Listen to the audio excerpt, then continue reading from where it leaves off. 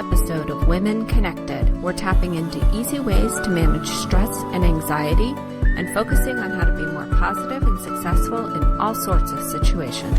This is the Women Connected podcast, where we believe that women can improve their personal and professional lives through technology. If you're ready to cut through the noise and learn exactly the tools you need to create your professional brand, be recognized, and keep up in today's fast-paced world, then stay tuned.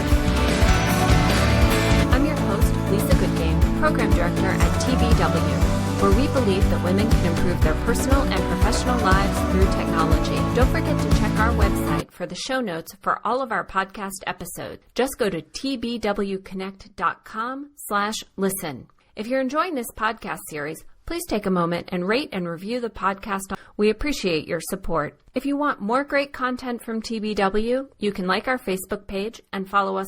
But even better, you can join TBW for just $52 a year and get access to members-only resources and events. Visit tbwconnect.com/join for more information. Today I'm talking with Bibi Crawford, a coach who works with clients to reduce anxiety and stress and increase a sense of peace and clarity. Her passion is to train people how to focus on what they desire in their lives without the distraction of anxiety, stress, or emotional overwhelm. While Bibi works with private clients, she also offers pro bono services to returning troops and veterans through her practice in Fort Hood, Texas. Bibi, welcome to Women Connected. Thank you, Lisa. It's great to be here. I'm excited. Well, it's really wonderful to have you on the podcast today. There are so many, I think, potential topics for us to discuss. But I wonder if you could maybe first start by telling our audience a little bit about the work that you do, helping people to manage their stress and anxiety. Well, the work, Emotional Self-Sufficiency is the name of my company, and the training that we teach is essential leadership skills, life skills. And what we teach are some specific tools and exercises that once someone learns them, they can actually implement them on their own. They no longer need me, so I coach myself out of clients all the time. And the great part about it is it's not rocket science. It's very simple. And we teach people how to become aware of their thoughts and how thoughts fuel feelings and feelings fuel actions and create the life that we have in front of us, and how often there's things, what I call packed in the emotional suitcase of life, that we're dragging, and then we're also pushing an equally big one of the worries and concerns of the future. So once they learn the tools, they can start actually proactively emptying things that trigger them to behave and react in certain ways, and also no longer dread the future or have concerns or worries. So once they learn that work, they start implementing that, and there's 3 basic questions we have them ask anytime they don't feel neutral or, positive, peaceful, and happy, is if they start feeling anxiety, stress, anger, frustration, disappointment, is they're typically doing one or all 3 of these things. They're either projecting a negative outcome on the future, and what they do is if it's, more month than there's money, they already create the story they're going to lose a car, this, that, and they're already in the anxiety of, the stress of not having enough money, and they create the story. Well, maybe the 15th of the month, they could be making empowered action steps to create more money that month, but now they're so lost in the story, they're not effective at all. And we do that in everything. If my boyfriend keeps doing this, he's going to leave me, if this or that, and then we get caught up in that story, and now we're reacting to what is a story. It's not even here yet. So projecting a negative outcome. Then the next one is unmet expectations. And we do those on people, places, and things. We expect places to be better than they are, people to do things or not do things, and then when they do or don't do it, we're really angry or disappointed.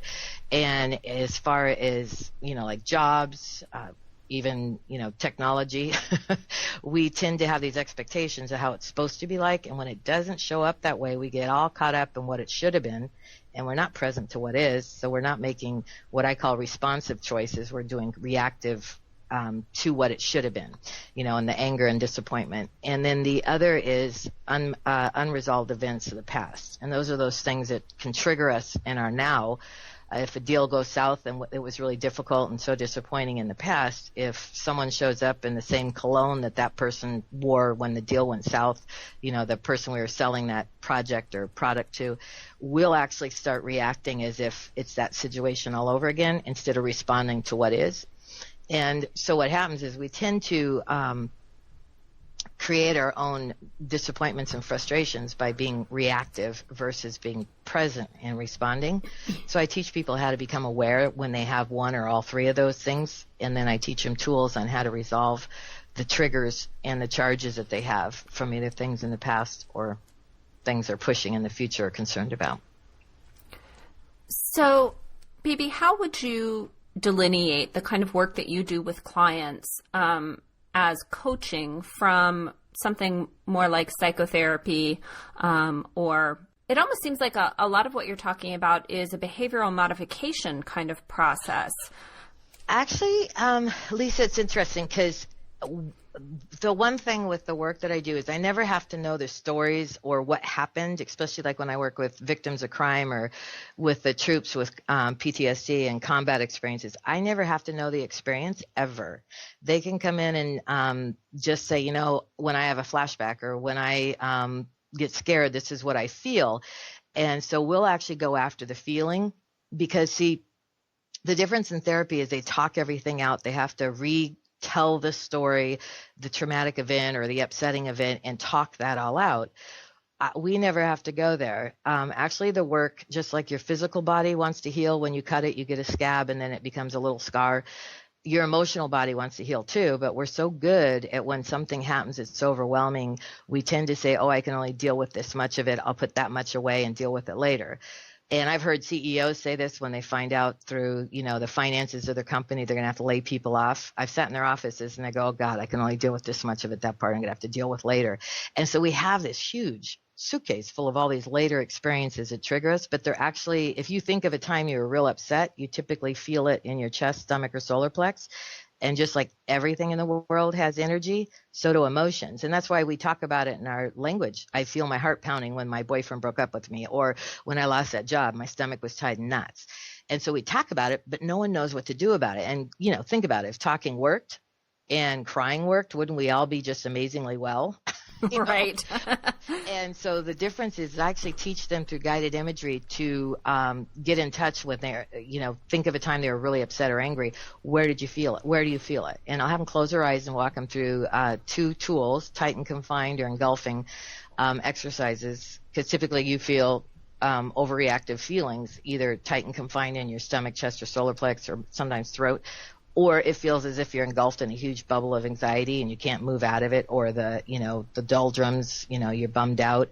And so I teach them actually how to go into it and dissipate it so they can actually think of that time they lost that huge deal and not want to throw up or, leave the room crying or whatever, gets their face red. And they can actually dissipate it themselves to the point where they can think of that situation. And now this is the beauty of the work. They actually get the aha, the wisdom that was meant in the moment. I had an $80,000 mistake in one of my companies, art companies, and I'd lost $80,000 worth of a shipment. I had to pay for all that because I was a CEO, and the person that didn't check the box with the, trucking company, it landed on me though. Well, I couldn't talk about it without tearing up or getting thoroughly embarrassed and shamed and all that. If you've ever made a big mistake in business, it's horrible. And it would color every situation I got into that had any sort of feeling like that time. And I actually, that's what sold me on starting to be trained in this work as a coach, is I could talk about it. I got the ahas. I got all this wisdom that was meant in the moment. And we're so busy hiding from our feelings and not wanting to feel them that we don't get the wisdom that was meant by situations that we could learn and move forward with. And that's really the powerful part that's different than therapy, is that we're not going to talk about all that stuff in detail. We don't need to know that. We just need to know where you feel it and how it shows up and blocks you from having the relationships or the work success or whatever part of life we're looking at.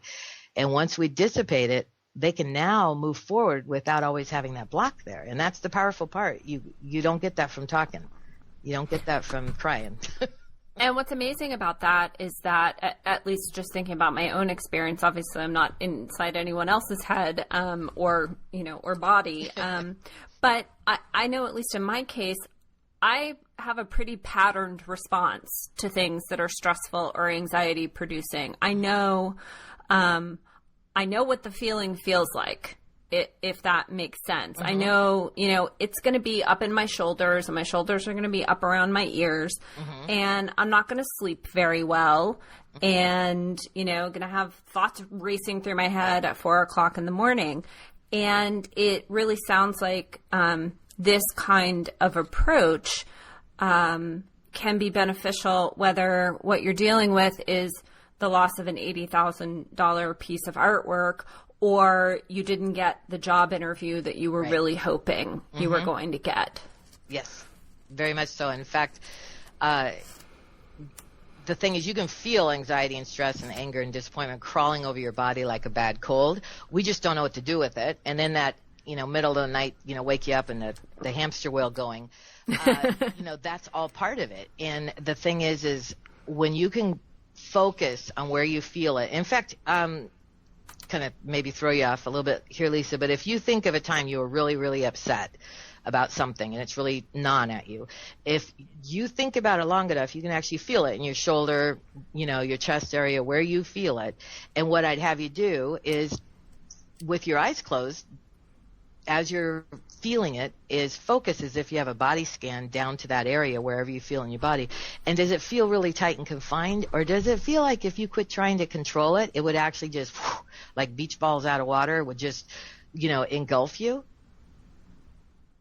Yeah, I would say it feels tight. It would feel tight and confined for me. And then what I would encourage you to do is to put, as if your inner vision that you have, you're allowing yourself to have this, is to focus on the most tightest part, or most intense, or sometimes it looks like a vortex, and we do this with our eyes closed, and just drill into it like your eyes are laser beams down the very center. And even if you did this right now, it'll take 2 minutes, and you just focused right down the very center of where you feel that most tightness. And as you do that, you'll actually notice it change in shape, size, or intensity, and sometimes even color. And you just keep clicking in like Google Maps until, as you're focusing in, there's absolutely nothing left for you to feel. And it's not about getting rid of it. It's about being so present to that initial feeling. And as you put all your focus there, you'll actually notice that it'll become clear, and there'll actually be either neutral or a calm space instead. So I love that exercise, and I think that can be so beneficial for so many people. It's so easy, and the great part it's so easy. Yeah, once you've done that, like when I'm working with a client, and I have them focus until it's dissipated, completed, and then I have them think of that situation again, and if sometimes absolutely nothing comes back, none of the charge, but once in a while there's a little what I call emotional dust bunny, and it's usually less intense or smaller. And I say, well, we don't want to leave those emotional dust bunnies, so we have them focus again. And sometimes at that point there's what I call the engulfing component to that emotional event. And so I'll have them go outside if it happens to engulf them to that. And if there's a time where you feel engulfed, you just go all the way out with that inner vision, all the way out past, sometimes it looks, everybody sees it different. There's no right or wrong way to do it. It's a personal thing.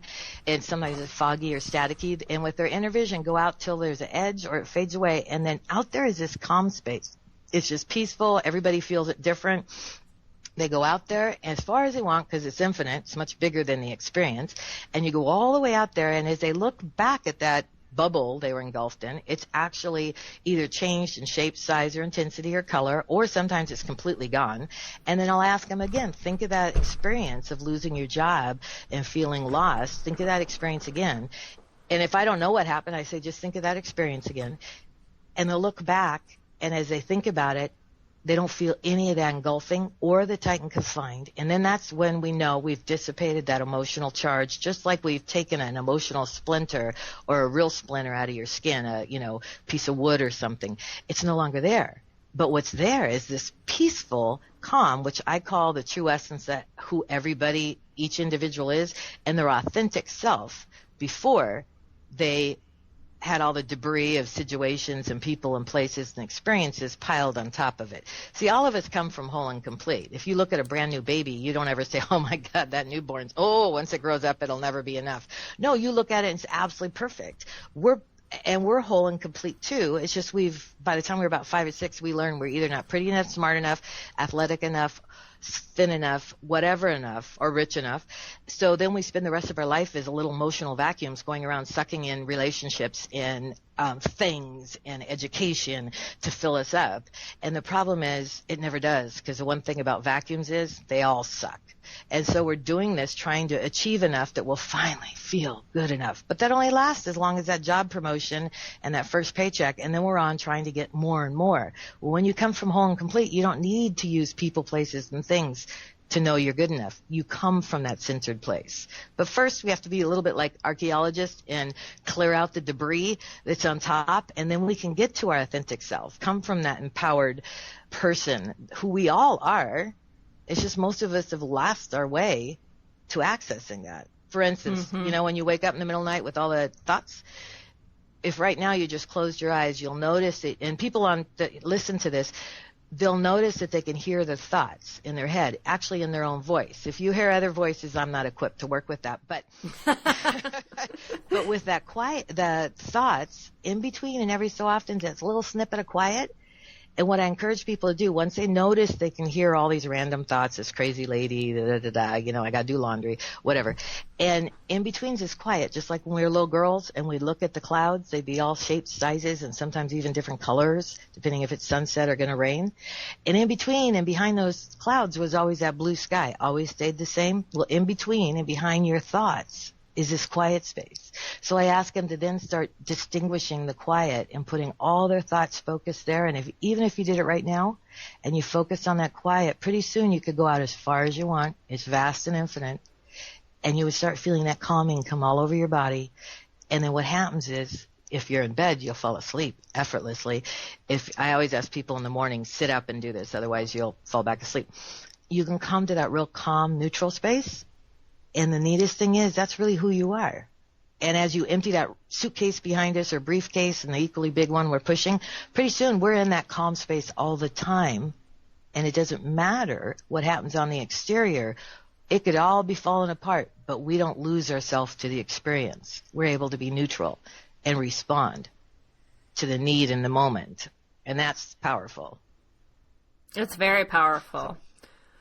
So I want to kind of take that and shift gears, just Sure. a tiny bit and talk a little bit about, how we can, apply this, how our listeners can apply this when they are in the process, let's say, of looking for a new job, or they're in the process of adopting some new technology that they need to do their work, or to get a promotion, or to launch a business. And I know that you also, of course, work with military as they're often in the process of transitioning from, maybe having been in a very, hot deployed zone to coming back and, transitioning back into, a sort of 9-to-5 job. And so I was wondering if you could, just maybe talk a little bit about some of the ways that folks can apply that stuff in those kinds of situations. Okay. Well, we'll take the, changing jobs or going, looking for a job. There's a process that I have my clients, be it military or people in business, and I have them write everything that's not quite right yet in their, job search, or what wasn't quite right yet in their last job, or the situation going on right now. What's not quite right yet, and typically that's where we all focus, on what's not right yet. And we tend, our news does, everything does, focus on what's wrong. And so I have them write all that down, and then I have them focus on what it is they do want in the next job, or pertaining to what's not quite right yet in their job search, or, their 9-to-5 job. And I have them focus, though, now on what it is they do want. What do they want it to feel like? All that. And what happens is it gets them really clear, one, on what they do want to feel. Because a lot of people know what they don't like to feel, but they're not really sure about what they do want. And as they go through that, every time their thought goes to, oh, my God, I've I ruined that last interview. I didn't get that job. It totally sucked, blah, blah, blah. I say, whoop, stop it. What I do want is this next interview to be so focused and authentic and ready there to respond in the moment, blah, blah, blah. And as I focus there, it creates what I call positive emotional endorphins, and you start making upward spiral choices. So that's one exercise I have them do. And then the other part about how to use the 3 tools, the other one I taught you at the end was peaceful place, there's tight and confined, and then engulfing. Is as they think about what it is they want to take the next step to, be it an interview or technology that they don't quite get, is to find what's showing up for them as far as physically when they think about, that interview. Where do they feel it? Is it in their stomach, solar plex, chest? Or with the technology, same thing. Because most of us are a great snappy hairdo and a great pair of shoes, but we don't really pay attention to the middle part of us. And we think that most emotions and stress comes from our head. It doesn't. It comes from the inside of our body where it's stored. So when we get in touch with that, we can use one of the exercises to resolve it. So we come from neutral. And when things show up, like let's say technology is difficult to do for them and they're challenged, is I ask them to write all their thoughts down that they're having about that technology or the interview or, whatever is giving them, upset. And I have them write the thoughts down because we haven't been taught to question our thoughts, and our thoughts run rampant, and a lot of them are negative about us and how we do things. So when we write them down, I have them just, data dump it out, and then I have them question each thought. Is that true? Am I stupid when it comes to technology? Do I want that to be true? Am I a stupid person? No. Do I want that to be true? No. How can I look at this differently, to feel differently, and what action steps do I need to support me as I take on this technology? Is there a mentor who does it better than me in the office that I can ask questions from? For goodness sakes, the internet can answer almost any question in the world. And so what can I access? But see, when we get lost to the story that we're not good enough, smart enough, or able to do something, we lose our natural gifts and our ability to think clearly. And so then we won't take action steps to support us. And when I started in business years ago, because I don't have a college education, I kind of jumped in feet first and asked questions later. And I raised 4 kids that are all self-sufficient. They're my degree. And they're all great, wonderful adults now.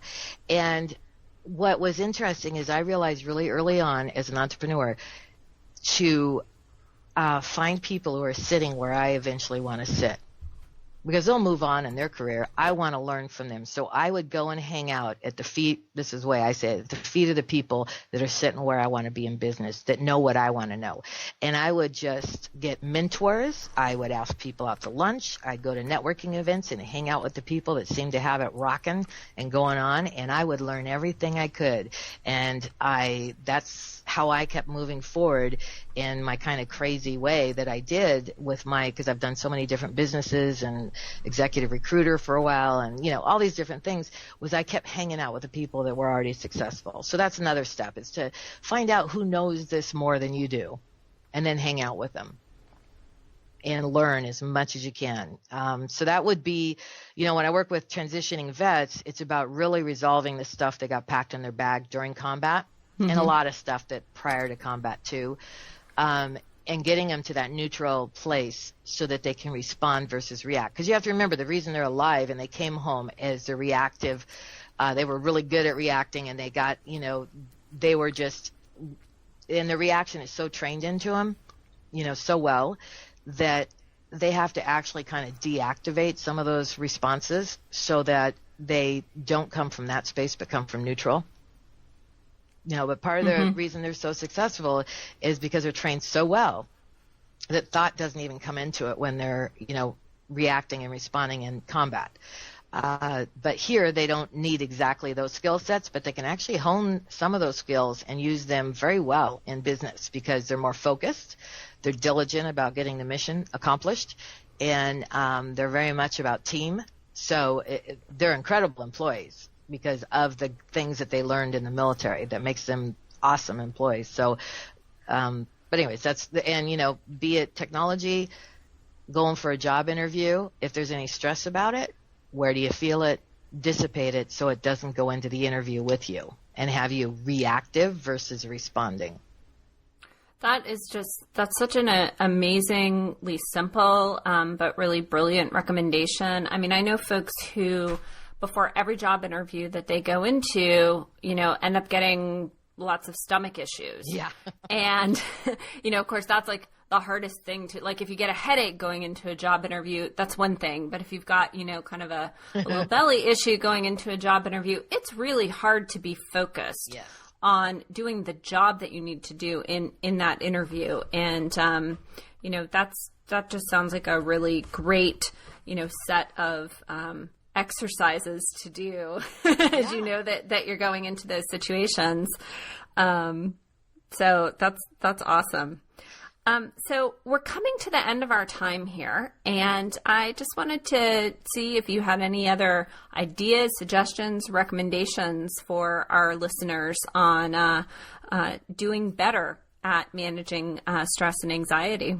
Well, one of the things is breathing, huge, because if you're not breathing when you're under stress or anxiety, you tend to breathe real shallow, which means you're not getting a lot of blood and oxygen through your body, and you need that in order to think clearly if you're in an interview or technology.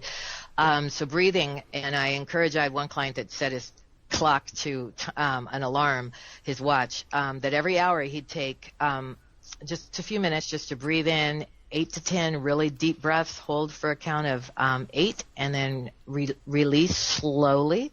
That's one way to keep the stress, because we tend to hold our breath, so that releases stress. Is to really, the other part of that is, as a tool, is to really focus on where you're putting your thoughts, because it's a lot like driver's ed. They always told us where you put your eyes is where your car goes.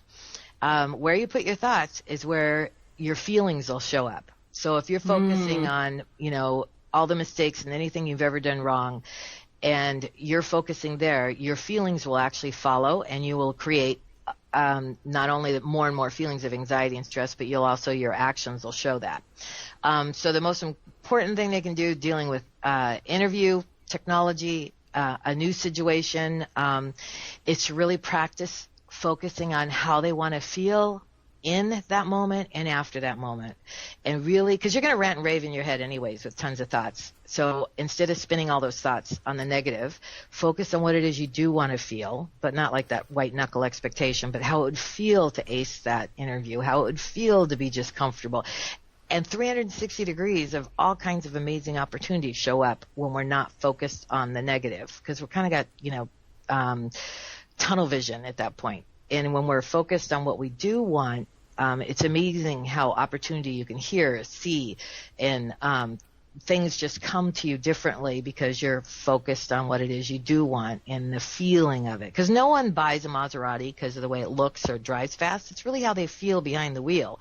No woman buys $1,000 pair of shoes and a $1,500 purse because they want to carry some cow with them. They do it because of how they feel when they slip into those shoes and have that purse. It's the way we feel. So if we're not focused there on how we want to feel, we'll get the other side, which is reactive and not really being present and all of that. So it's be careful of your thoughts. Hold every thought captive and ask yourself, is this true? Do I want it to be true? How can I do it or show up differently or think about it differently? If you feel it in your body, there's the tools. If anybody that listens to this podcast wants to talk to me about it, I'd be happy to share it with them, and we can set up another podcast on training everybody on it, however you want to do that. But to know that you can have a different way of showing up than you have before. I used to throw up and get really sick before I'd talk early in my speaking days. Mm-hmm. Now I realize that excitement is the other side of anxiety, but without the negative story. Right. So yeah. I don't, and I've dissipated so much. Am I looking for myself where I'm not, and needing value from other people, that I really don't ever experience stress and anxiety anymore. I just come from this very neutral place, and it's so fun. And if anybody told me could feel this way, I could feel this way. If they'd said, "Oh, you will feel that way someday," I would have said, "Yeah, right, you're full of it." I didn't know you could exist without anxiety and stress as a constant companion in your life. I always thought they just always had a place next to me, but they don't. They don't have to. That's Bibi, that is such a great great thought, great set of thoughts to end on. And I would love for us to continue our conversation on another episode of the podcast. Thank you so much for joining me today. It's really been great. Oh, well, thank you. I feel honored. Thank you so much. I love it. The Women Connected podcast was brought to you by TBW and the TBPW Foundation, underwriter of many of our training and leadership development programs. For more information about TBW membership and our upcoming programs, please visit our website at tbwconnect.com. We hope you'll join us next time on Women Connected.